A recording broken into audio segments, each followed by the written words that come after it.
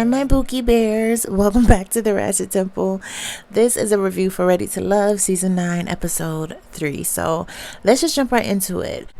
So it starts with the singles that we met in the last episode. They're at the brunch together, mingling. Zoe is in the confessional telling us that he is very excited to see Patrice again. And when he does lay eyes on her, baby, he just gets to fumbling. He drops the chair, drops his plate, drops his stomach. Like, he was just really low-key giddy. It was cute. Meanwhile, Chaz and Laylen are catching up, talking about all their values, how they both want legacy and generational wealth. And they have a chemistry that I guess I didn't catch the first episode. They're holding hands and stuff. I was like, oh, okay. But guess what? It didn't last long because Tommy came in with the drama. He's like, these are your new singles. And baby, the men were ecstatic. Look at Lamar. I have not seen him so happy. Baby Chaz couldn't wait to get up out his seat. It was definitely hilarious. He shook some things up, okay? So now we have a cute little mingling montage, and a lot of the men are feeling Alexis and her curls. We see Lamar and April meet, and she tries to come in for a side hug, and of course he tries to escalate it to a kiss. Sir, put some ice on that thing and calm down. Okay, bring it down. Good Lord. Luckily, no ice was needed when he sat with Mika because he was turned off by the fact that she didn't want more kids and very swiftly dismissed her from the conversation, hence this handshake. Then Koshia and Laron are reunited, and she's like, look, the ladies wanted to send you home and I vouched for you, so you owe me. That's basically what it was given. She said, look, if I was single, I would be face down, ass up in a club too, which tells me everything I need to know about Koshia. I was feeling like last episode I couldn't understand her, but I think that she has like a desire to relive some of her younger days. Like, she's still young at heart, and yeah, LaRon and his like playfulness and Forever 21 energy, I guess, seems fun for her. On the other side of the room, Vanessa is sipping on her drink, and Lil Will decides to come and fish for compliments. Oh, I hate that. I hate that so much. So he asks her, can I join you? And when she says yes and pays him the attention that he literally just asked for, he's like, you making eyes with me? What's that look? You see something you like? Sir, God. See, this would never work with me because I'm the type of petty that if you hint at something, like if you come around me and you're like, oh, I just can't believe this, I'm not going to say what's going on. Baby, if you wanted to tell me, you would just tell me. I'm not picking up on the cues. I picked it up, but I'm not responding because I want you to be direct. So anyway, he is able to pull out of her that she thinks he's handsome, and he returns the favor by getting in his confessional and saying that she looks like essentially a sexy Barney in her purple dress. Anywho, at the next table, Mika, April, and Jonathan are having a low-key interrogation. They seem to be really concerned with how close he is to his ex. Jonathan says that, yeah, I mean, it's a possibility that she wants me back, but I guess, you know, he's not moving in that direction if he's here. But the girls are worried. Jonathan is so uncomfortable and tired of the questions that he excuses himself, and Mika's like, this is giving baby mama drama. I guess it's a red flag for her. Then we see Dominique and Laylen, and Dominique is still looking for an egg donor for his 2 to 10 children. Now, on the other side of the room, things are getting messy because April and Lamar have sat down to talk. And April is combing through all of the degrees that she had and what university she went to. And I just want to say something to black women. Your value and your worth and your beauty is so much more than your degrees, your cars, your salary, and your job position. And I'm saying that specifically to Black women because we became the highest educated group in the country for a reason. And as a therapist, as an energy worker, and spiritual coach, I see the hyper independence, the elitism. Oh, yeah. I see firsthand how much energy we put into school and our careers, and how other parts of our life go neglected, undeveloped, or unattended to, right? We're too tired to go to the gym. We're too tired to go to therapy. We're too tired to go to church. We're too tired to journal. We don't feel like doing anything else, but we will go to work every single day because we want a Beamer and we want Telfar bags. But there's so much more to yourself, but we're really just filling the hole with money and accolades. But I won't go too hard on her.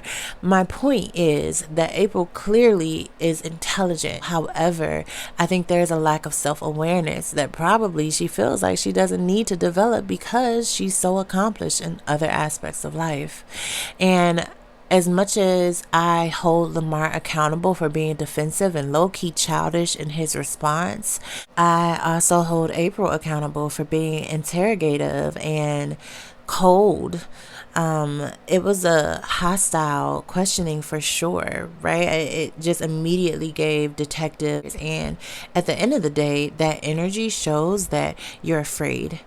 It shows that you are so afraid of getting hurt that you're trying to get everybody to spill their tea immediately. And if you're that sensitive and that vulnerable that you can't feel at peace without an immediate Carfax on the relationship, I don't think it's time for you to be dating. Period. So yeah, they get into it. He refuses to ask more of her millions of questions, and the conversations end there. So anywho, Koshia, Alexis, Alonzo, and Jonathan meet up to have a bowling match. Both Koshia and Alexis are super competitive, so they're like, we need to put a wager on this. The loser is going to do a chicken dance. And actually, this date is really playful and it looks like a lot of fun. Koshia is having a ball, and this makes me understand why she likes LaRon. Like, she's also very young at heart, kind of like Patrice, or like I peg Patrice to be.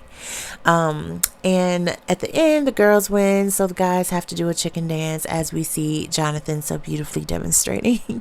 So then everybody splits up for their individual dates, and Koshia and Jonathan have a very awkward interaction. She asks him how it is running the family business, and he lets her know he stays busy. He works like 6 days a week.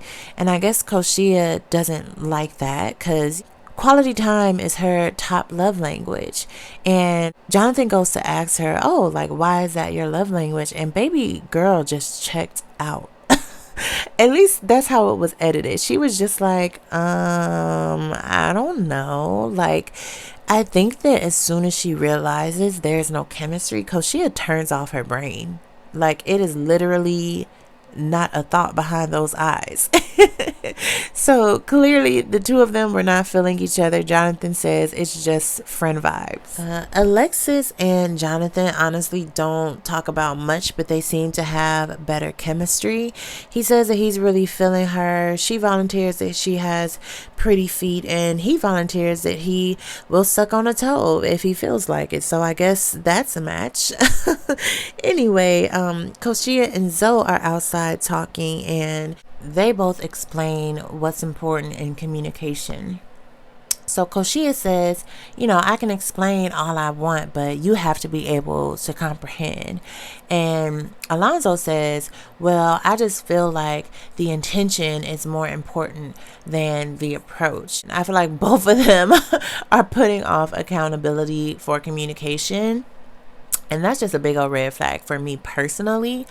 And I guess Alonzo can't have a serious conversation for more than 3 minutes at a time, because he's like, okay, well, let's use an example.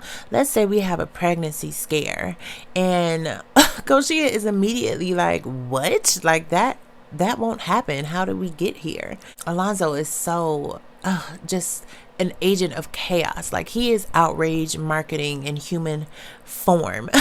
He even says in the confessional, he's like, I just like to see what reaction I get out of people sometimes. And Koshia finds him and his humor not attractive, and he actually finds Koshia kind of spoiled and bratty. So needless to say, this was not a love connection. In the next scene, we have William, Lamar, Vanessa, and Patrice on a date.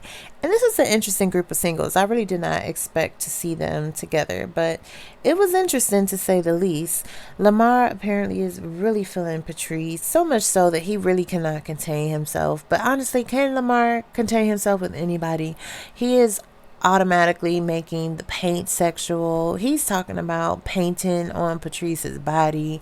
He tells her he wants to jump her bones literally 2 seconds after talking about God. Like, the man is just perpetually horny, and he just cannot be stopped.